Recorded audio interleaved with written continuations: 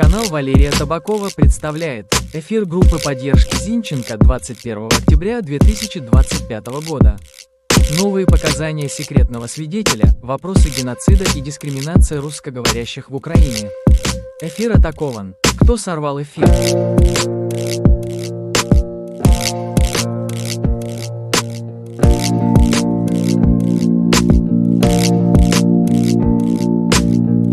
Добрый вечер, Валерий, слышно? Да, добрый вечер. Слышно, да?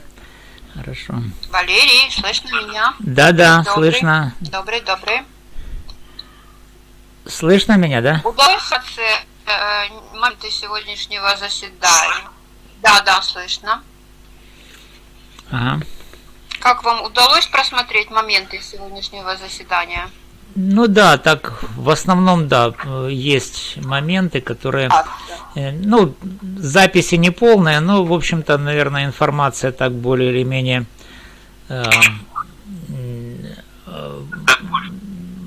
мной изучена, и поэтому можно уже делать кое-какие анализы по этому поводу. Да, я тоже. Да. Ваше мнение по поводу, как вам понравилось? Еще раз вопрос. Слышно меня?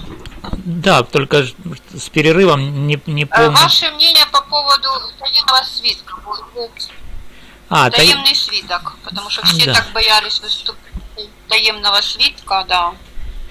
Ну, в общем-то, вся таемность его, оказывается, связана с тем, что он переживает, что убийством Фарион занимались российские спецслужбы. Ну, и поэтому он запросил себе вот эту вот форму тайного свидетеля. Значит, это, ну, неизвестно, действительно ли это так, но во всяком случае в суде он заявил именно это. И, в общем-то, на этот ответ Сулейма и Вороняк хихикнули по поводу такого ответа. Валерий, это всем смешно. По поводу, что русские на него нападут. Ну да. Потребовал себе такую защиту. Ну, может быть... Тем более, что в прокуратуре... Сейчас немножко перебью. Тем более, что в прокуратуре была изначально версия там какая-то пророссийская, что это россияне там убрали Фарион, а потом эта версия уже отпала. Да, версия-то отпала, но у него она осталась, как бы. И получается, что, может быть, фактически у него другая причина вот этого своего такого требования о тайном свидетельствовании.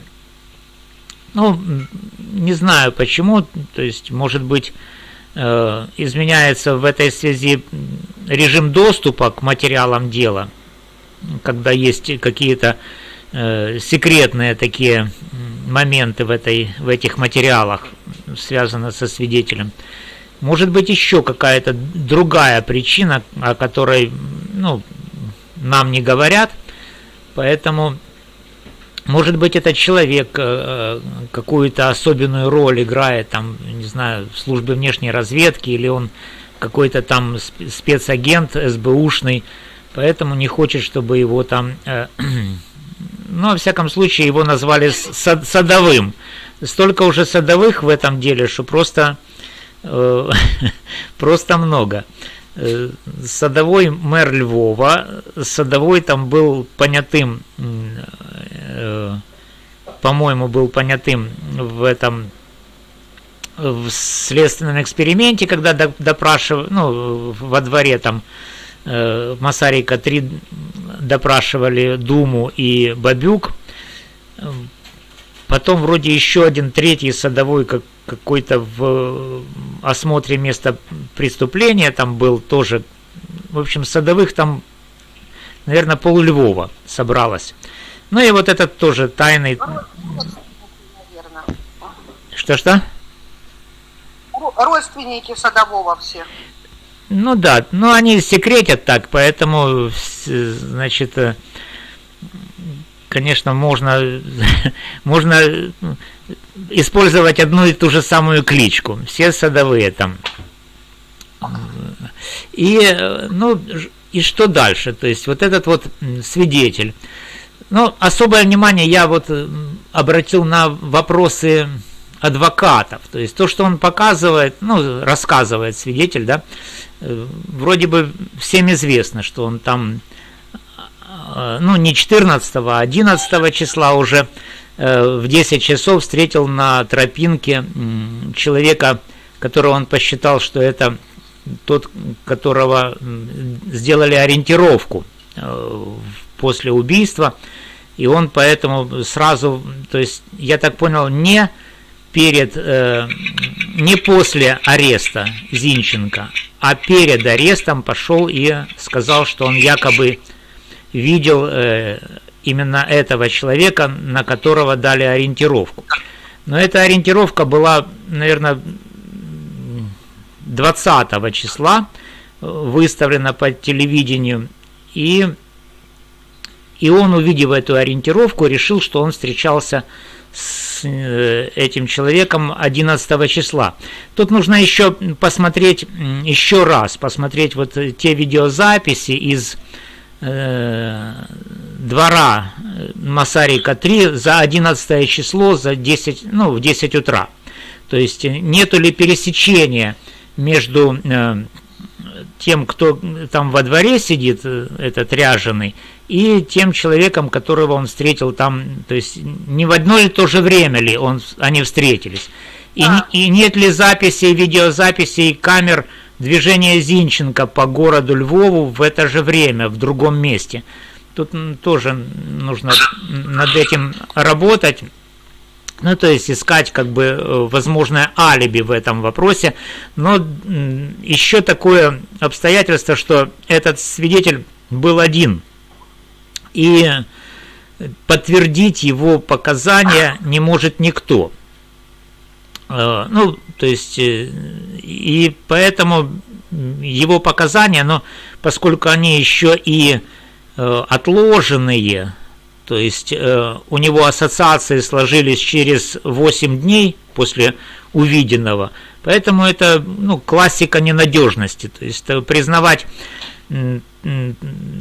допустимыми такие показания, это не соответствует практике судебной, и есть решение ЕСПЧ, где, ну, в подобной же ситуации, там я говорил, какая-то фамилия, против Турции был процесс в ЕСПЧ, и в аналогичной ситуации показания такого свидетеля, навеянные СМИ, были признаны недопустимыми, незаконными, ничего не значащими. То есть там, ну, на тропинке, если бы они хотели сказать, что там был именно Зинченко, там должны быть следы какие-то оставленные, не знаю, ДНК взяты. Ну, тот даже не сказал, какой породы у него собака. Ну, может, он забыл или боится, что пекинес какой-то. Боится, что российские спецслужбы у него собаку там уничтожат. Тоже, конечно, уважительная причина, что он собаку свою секретит. Кошмар. Ну да, ну а что касается вопросов, то есть вот все вопросы, которые, ну, я там в своем видео говорил, что стоило бы задать, это, ну вот, акценты, манера речи, да, то есть этот вопрос задала Данилев, прокурор. То есть это мы услышали, что чистая украинская речь и без акцента. Но совпадает ли с аудиозаписями Зинченко, вот этого нету. А само опознание, то есть если он это утверждает, что ассоциирует это с Зинченко, то тогда нужно было бы следственное действие провести, опознание по речи, то есть сделать там 10 разных как бы записей вот этого ответа, и чтобы он, как бы, не зная, какая из них принадлежит Зинченко, чтобы опознал, на какой записи звучит голос Зинченко, ну, который он слышал 11 числа, скажем так. Вот это было бы, как бы, следственное действие, которое называлось бы, ну, хоть в какой-то мере опознание. Что еще? Вот, ну, не прозвучал вопрос про 1 миллион от свободы. Это очень интересное обстоятельство, которое говорит о том, что на это его решение, как бы ассоциацию, могла повлиять вот эта обещанная от свободы награда в 1 миллион гривен за то, что он даст какую-то информацию о предполагаемом убийце Фарион. И, наверное, вот тоже вместе с отложенностью его решения, с внушением со стороны СМИ и еще и материальной выгодой обещанной, в общем, все это делает эти показания, ну, нерелевантными, можно сказать так.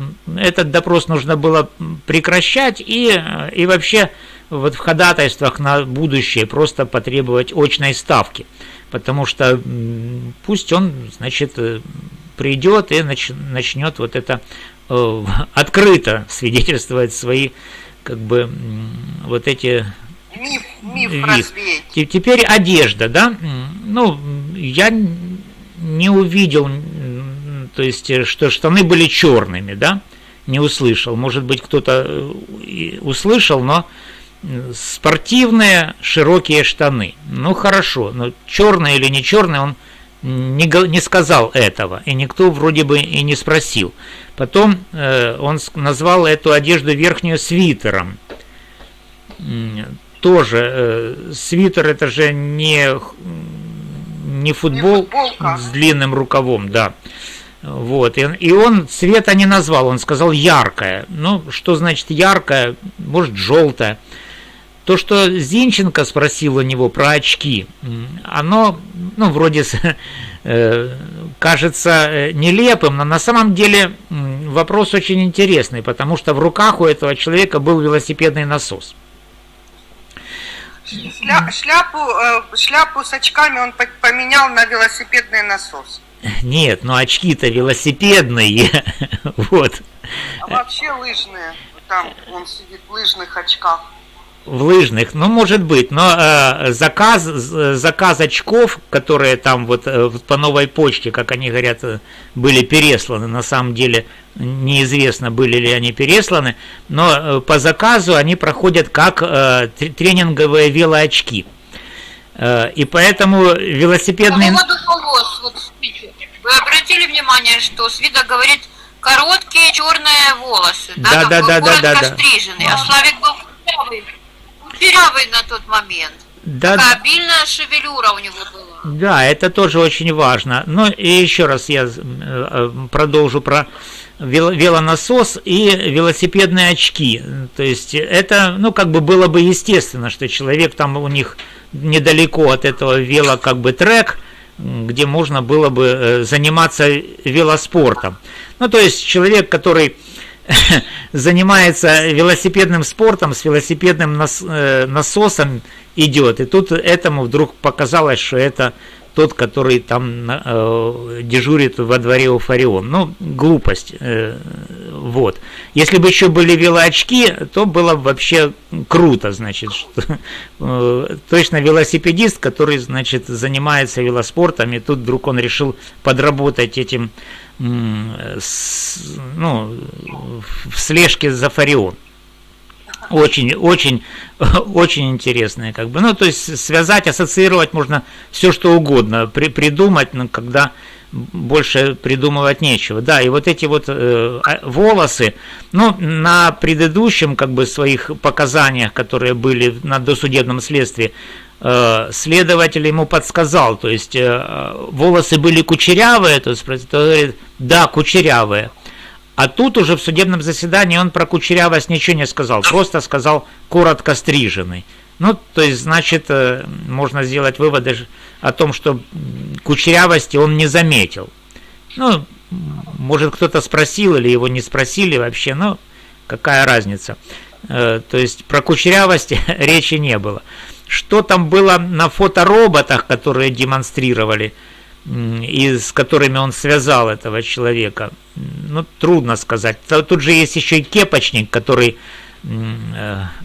фигурирует в этих всех видеозаписях. И этот кепочник может оказаться коротко стриженным, по-моему. Или как вы считаете?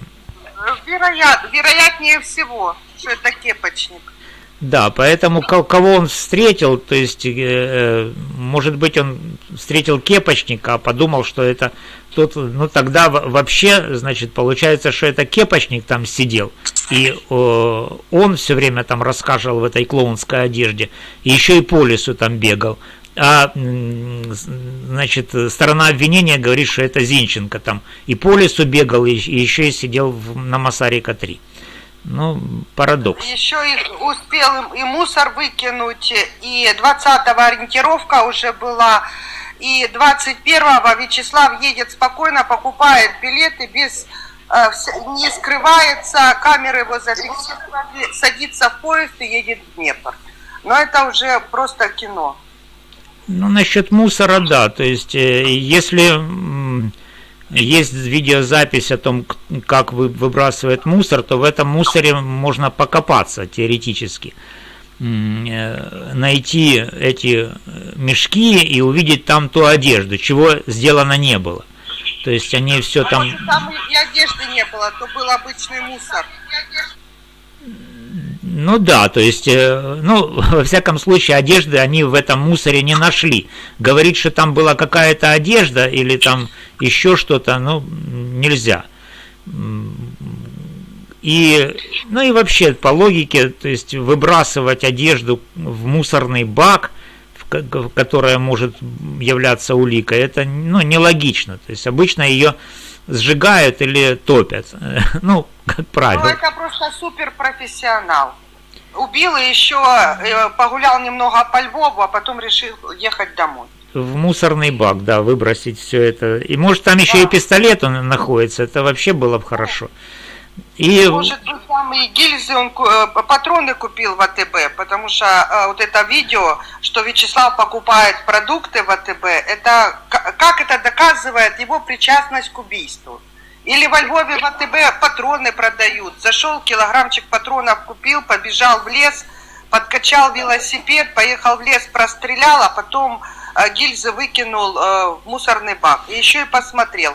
Я же правильно выкинул в тот же бак. Ну, нам пытаются, да, рассказать, что это как Путин рассказывал, что, значит, в любом универмаге, универсаме можно зайти и купить военную одежду, там и всякое оружие. Вот точно так и здесь. Типа российские спецслужбы, то есть вот он в гастрономе купил...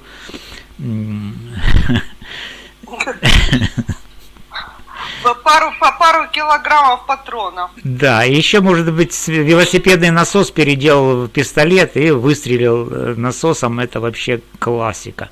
Ну, Бандеру как убили? Тоже каким-то насосом, наверное. Ну, трубкой, да? Этого неизвестно. Валерий, а вот...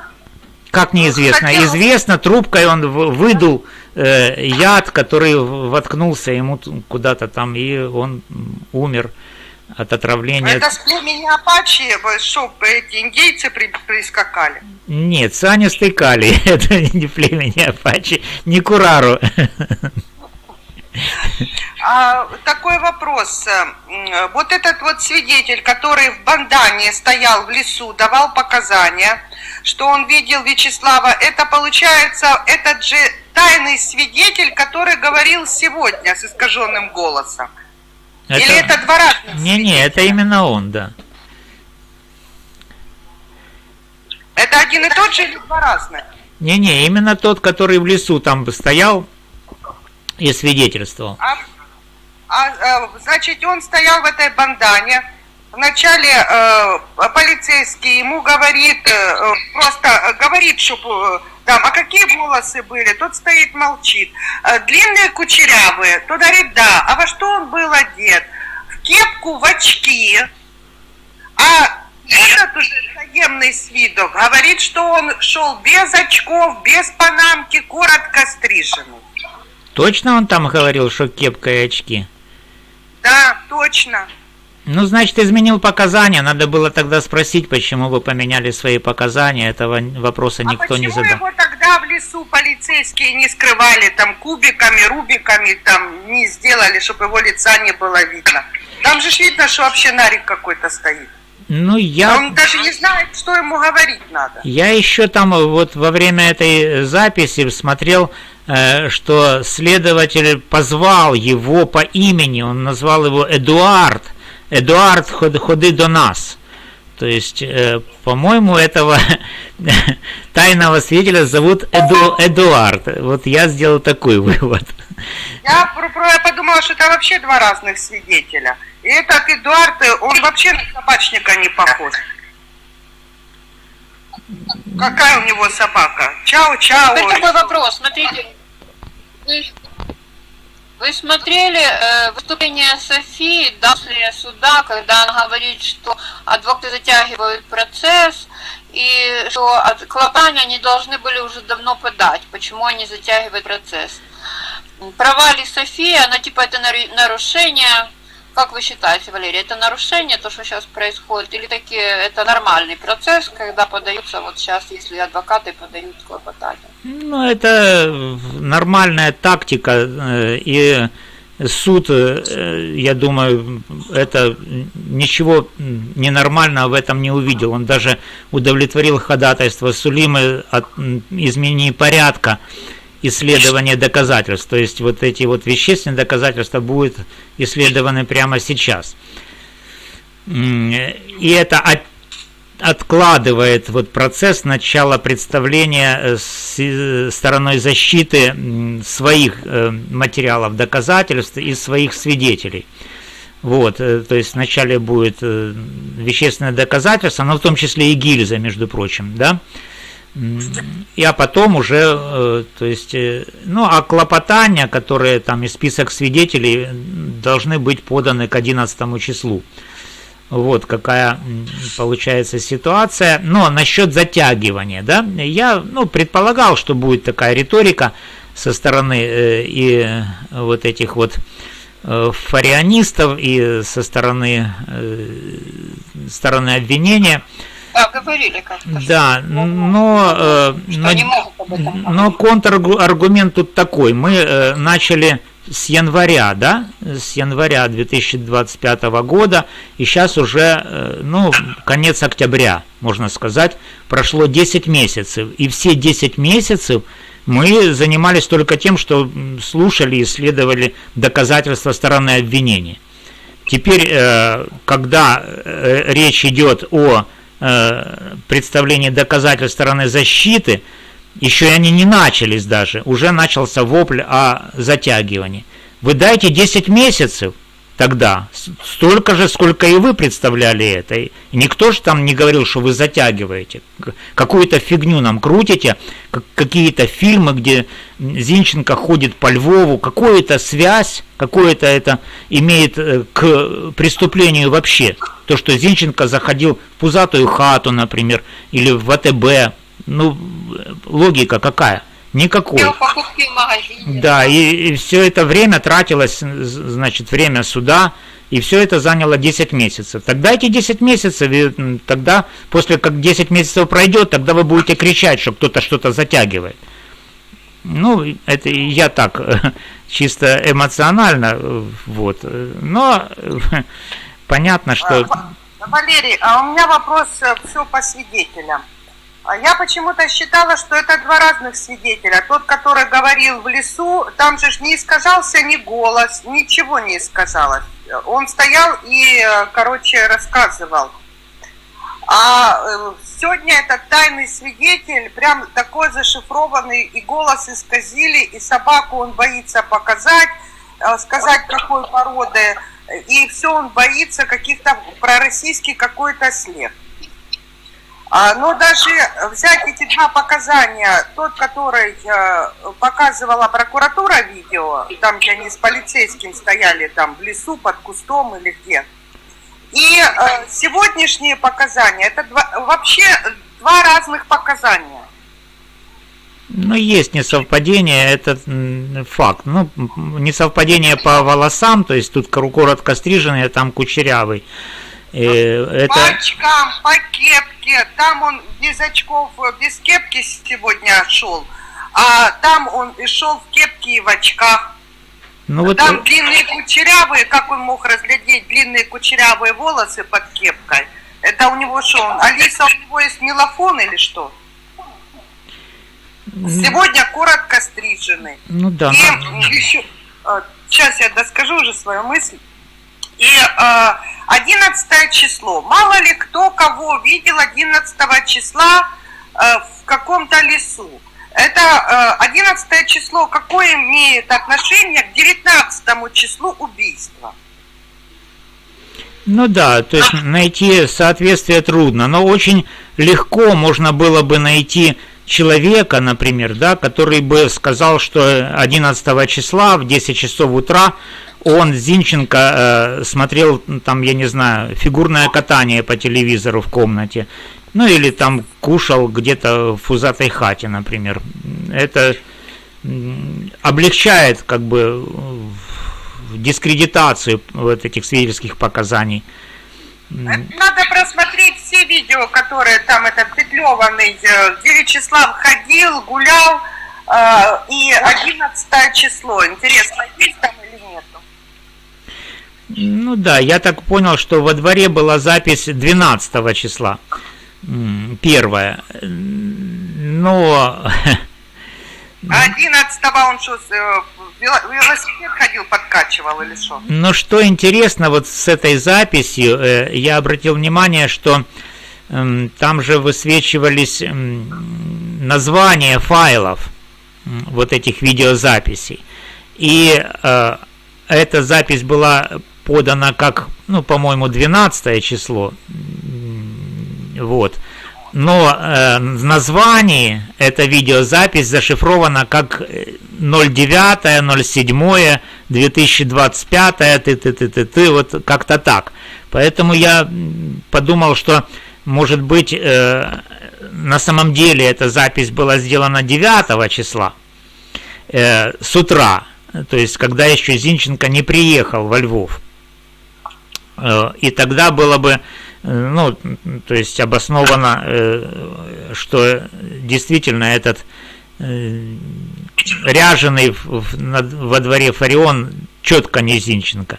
Но пока этот вопрос не прорабатывался, потому что если бы было доказано, что эта запись действительно 9, но для этого экспертиза нужна техническая. Почему файл называется 09.07.2025, а запись в протоколе следственного действия, исследования вот этого видеозаписи, говорится, что это запись от 12 числа. То есть тут какое-то несовпадение с этим. Несовпадение, да.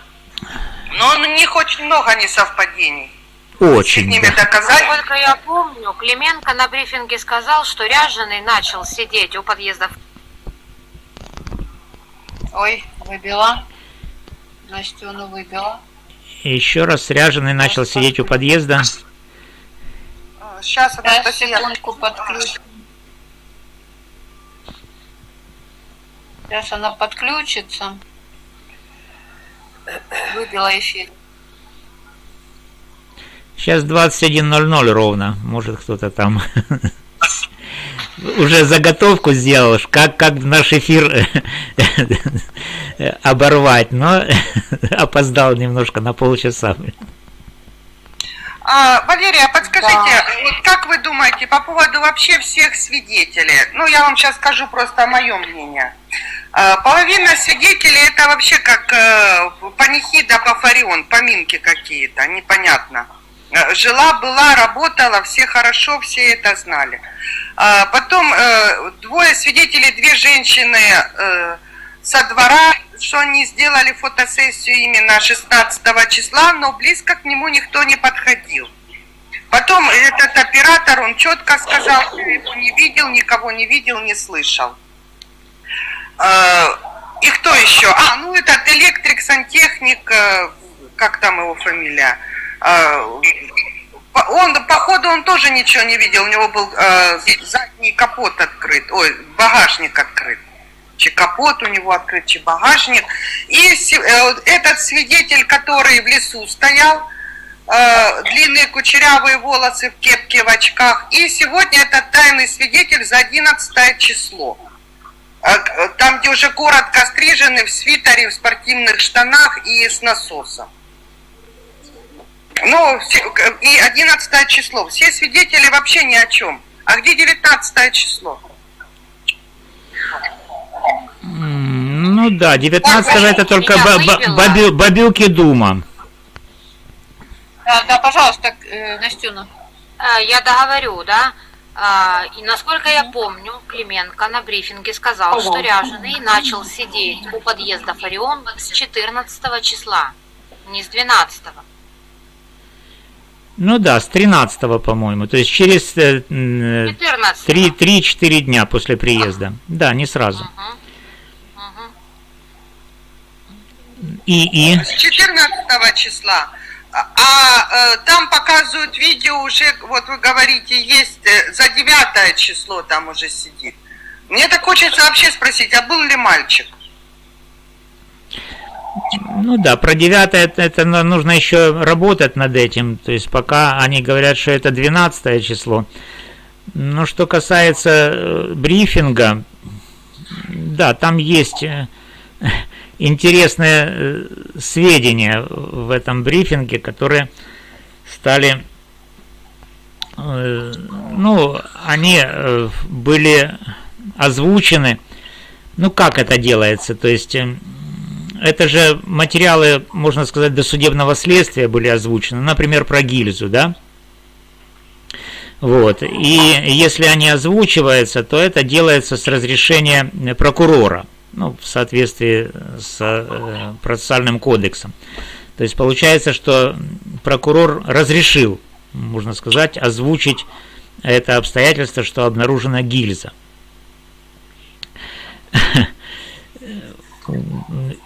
Вот. И вообще интересное следствие интересное. Да, и другой момент, что они использовали, ну, то есть они говорят, что 900 свидетелей там они опросили, в чем я сомневаюсь, если честно. Потому что опросить 900 свидетелей, ну, за 6 дней, ну, давайте посчитаем, да? 900 поделить на 6, это будет 1,3, да, то есть 13, 130 свидетелей в день, да, 130 свидетелей в день, в день у нас сколько, 24 часа, это, ну, не знаю, за 5 минут на свидетеля или сколько там они тратили. То есть это на брифинге можно говорить все, что угодно, конечно. Вообще, были ли эти свидетели? Да, они использовали специальное программное обеспечение. То есть, я так понял, британское обеспечение, которое там по лицу распознает вероятных злодеев, преступников. Но для того, чтобы его использовать, а оно было внедрено как опытный образец, насколько я читал, в Украине за полгода до вот этого убийства, во Львове в том числе. И получается, что вот именно это программное обеспечение, для того, чтобы его использовать законным образом при расследованиях, оно должно быть сертифицировано в Украине. Вот интересно, было ли это программное обеспечение, с помощью которого они сделали вывод, что Зинченко там ходит по городу в кепке, да, было ли оно сертифицировано в Украине. Если оно не сертифицировано, то можно говорить о том, что это недопустимое доказательство. Все видео, даже без экспертизы, которая не проводилась. То есть мы не знаем на видео, кто там зафиксирован. То ли это Зинченко, то ли не Зинченко, то ли похожий на Зинченко. Экспертизы не было. Экспертиза была только фотографии одной, вот этой вот, которая мы видели, что он сидел в очках на стульчике. Ну, там на стул, кто говорит, на стуле сидел, кто говорит, на лавке сидел, кто что говорит. Но почему-то вот, напомню, Сулейман еще до судебном деле заявлял, что 16 числа этот ряженый зашел в подъезд, и это зафиксировали камеры. И пробыл в подъезде 5 часов. Или около 5 часов. Кому он там зашел в подъезд? Или он что, зашел поспать, посидеть, жарко стало, ну, пописать, покакать, что он делал в подъезде 5 часов? А в какой подъезд? В 6-й зашел? Там, где Фарион живет. Ну, в этот подъезд, там, где живет Фарион. Ну, это вот, говорил Сулейман. Да, это интересное обстоятельство. И тогда, конечно, можно было бы где-то там поискать его следы в этом подъезде. Потому что в подъезде не так много людей ходит. То есть можно было бы... За ней. Да, можно было бы попытаться установить, есть ли там ДНК в этом подъезде. То есть он же не только на лавке сидел, как оказалось, да, а он же еще и заходил в подъезд. То есть в этом подъезде, в этом случае должны остаться его ДНК. То есть если ДНК только на стуле, а на лавке их нету, да, и на стуле с 3-го раза, то тогда, ну, понятно, что это похоже на фальсификацию.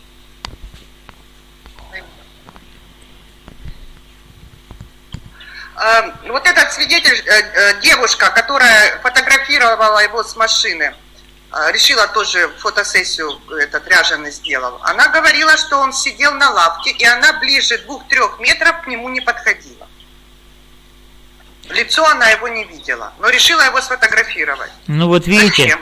Вот видите, она уже не помнит, где он сидел. То есть она сфотографировала его и говорит, что он сидел на лавке, а на самом деле он сидел на стуле. На лавке. Вот, то есть она говорила, он сидел на лавке. И бабушки там в самом начале говорили, что он сидел на лавке, и у него лейкопластырь был на руке. Ну, короче, на руке. Ну, короче.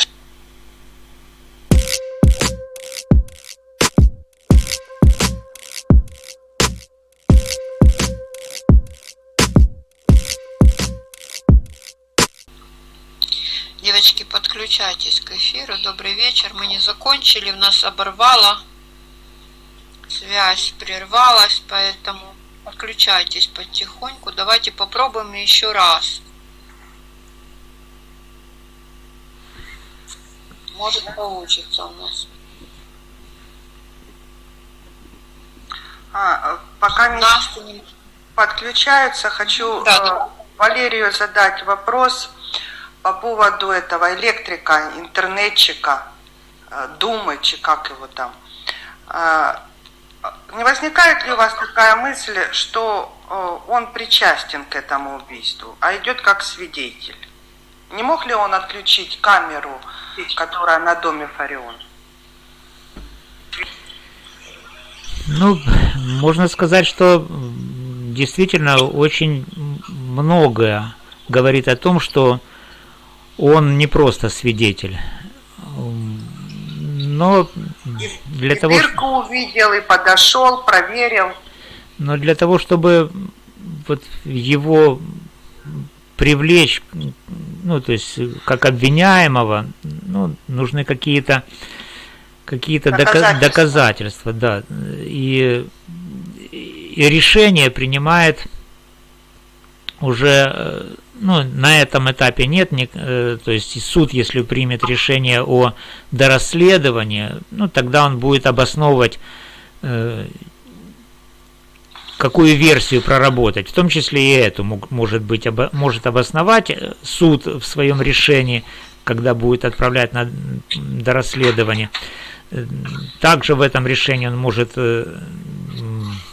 говорить о том, чтобы изменить меру пресечения Зинченко, ну, поскольку версия будет другая уже прорабатываться, ну и другие шаги, которые тоже изменят весь ход дела в пользу Зинченко. То есть уже легче. Ну, надеемся, что изменится весь ход дела. Но, если честно, пока все говорит о том, что никто этого изменять не хочет. Вот, то есть они хотят дожать и суд, и, значит, и все остальное с помощью всех сил. Ну и тем более я слышал... Да, говорите. Тем более я слышал, что они как бы продвигают в СМИ версию, что Зинченко это, ну, так сказать, потомок русского мира, да, вот так это как-то звучало, и очень неприятно все это дело слушать. И, в общем-то, почему это так? Потому что, ну, Чуть громче, Валерий, вас плохо слышно, чуть громче. Да, потому что в Украине, ну, очень мало кто задается вопросом именно вот этих вот идеологических моментов, аспектов, то есть националистических. И здесь вот как раз очень важно, ну, правовое такое сознание именно в этом вопросе, в вопросе национализма. То есть национализм подается, как будто бы это общегосударственная идеология, которая, в принципе, ну, по Конституции она не может быть обязательной для всех. Поэтому здесь есть понятие плюрализма. И заключается вот, ну, дезинформация, что ли, или неправильное толкование, умышленное или неумышленное в этом вопросе, неправильное толкование такого характера. Значит, что такое нация? Да? Никто этого не освещает. То есть они считают, что нация это совсем не то, что предполагается под этим вопросом. И вот этот момент, то есть определение понятия нация, она может быть получена только из нормативного акта о предотвращении геноцида. Есть такое постановление, принятое ООН, по-моему, в 1948 году. Вот, и там записано, что сам по себе геноцид, он может быть реализован по 4 возможным признакам. Первый признак национальный, второй признак этнический, третий признак религиозный, ну и четвертый там какой-то. То есть о чем это говорит? Говорит о том, что признаки национальный и этнический, они в данном аспекте не совпадают. И тогда возникает вопрос, чем же отличаются эти два признака, национальный от этнического. Национальный признак получается в понятии международного права, ну, которое изложено в этом документе ООН, заключается в том, что национальный признак, он реализуется в виде гражданства. То есть, если человек гражданин какой-то страны, то есть, ну, например, Украины, да, он является частью нации. Вот. Этнический же признак это совсем другое, то есть это не признак гражданства, это признак этнического как бы происхождения, которому соответствует в принципе и языковый аспект. Вот. И что делает Путин в данном ну, как бы понимании, в данном вопросе? То есть он принудительно заставляет граждан Украины, ну, с оккупированных территорий, скажем так, да, вот, принимать российское гражданство. То есть принудительная как бы вот эта вот деятельность Путина по принуждению граждан Украины к принятию российского гражданства, это фактически является геноцидом. То есть Путин реализует геноцид по национальному признаку, то есть по признаку гражданства. Он заставляет граждан Украины переходить в гражданство России. Вот в чем заключается его действия, ну, в отношении вот этого геноцида. Что касается этнического признака, то можно быть этническим украинцем, но не быть гражданином Украины. То есть много же этнических украинцев являются гражданами там Канады, США, других стран и не имеют гражданства Украины.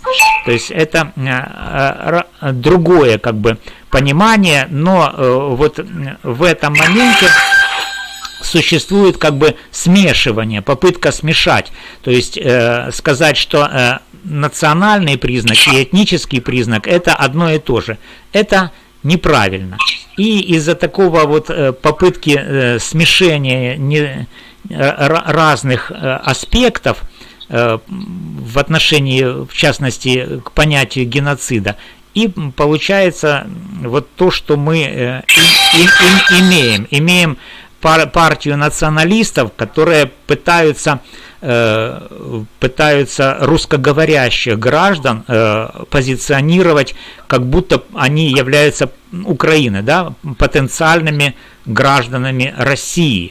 Вот, и причем это делается очень в агрессивной форме, и действительно государственного как бы противодействия вот этой деятельности пока не видно.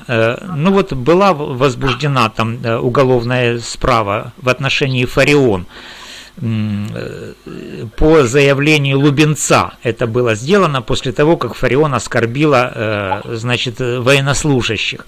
И она не была доведена до конца. И сейчас, после ее убийства, вот ее последователи, в том числе и София, они продолжают ту же самую риторику, то есть риторику, направленную на разжигание розни. Вот сама ситуация, которая в Украине сейчас она имеет место, она зафиксирована в документе ООН в этом году, 2025 году, она зафиксирована и установлено, что в Украине имеет место системная дискриминация русскоговорящих граждан Украины. То есть это установленный факт, и игнорировать его, ну, неправильно.